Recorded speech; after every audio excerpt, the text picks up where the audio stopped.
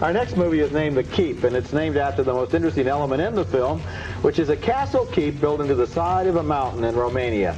The creepy thing about the keep is that it's been constructed not to keep some enemy out, but to keep something else inside, something mysterious.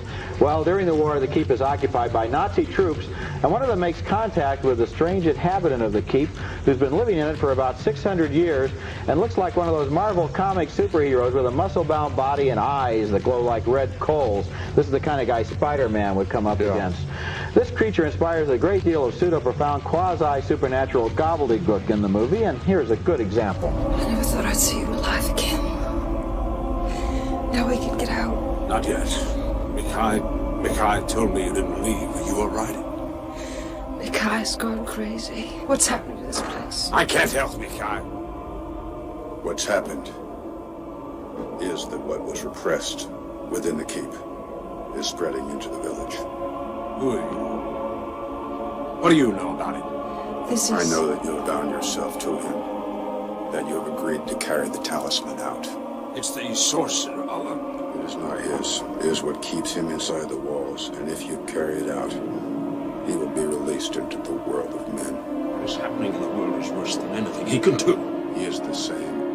That's the actor Scott Glenn there. He does a pretty good job in this movie of being probably the only actor alive who can say some of the lines he's given to say without cracking into a silly grin. The Keep is actually two movies rolled into one. The story of the movie is so absurd we can never take it seriously, not even within the terms of a thriller. We just have to kind of, you know, feel that it's ridiculous and accept it on that level. But the visuals and the soundtrack in this movie are very well done.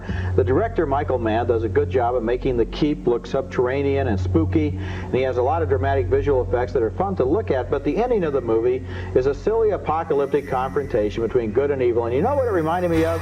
Those intergalactic battles in science fiction comic books, which are so spectacular they can't be contained within one panel. The guys have to hurl thunderbolts all the way from one page to another. Yeah, I think you got about 15 minutes of a good movie right toward the end when there is this big confrontation.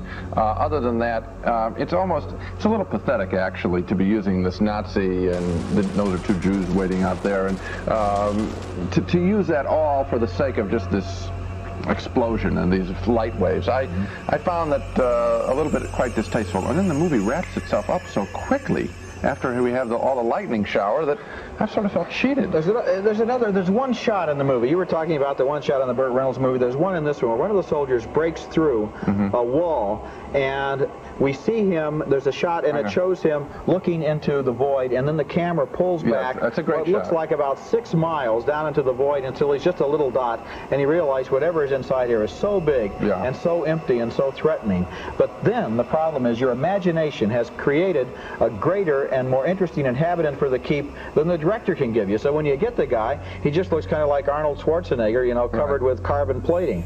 It's just not that interesting. Okay, so much for the Keep.